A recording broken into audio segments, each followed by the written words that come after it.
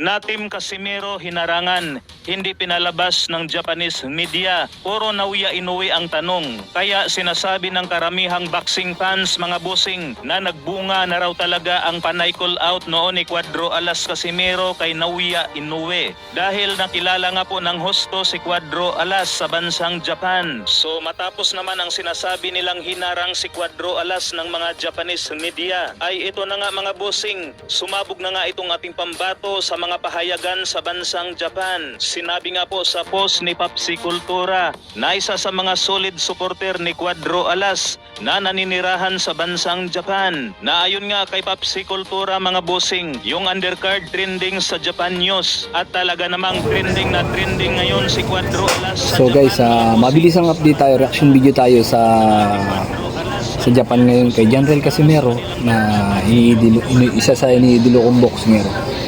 Nasa Japan sila at sinusukat yung kanilang costume at pinaghahandaan ng Japanese na boxer na si Ugoni.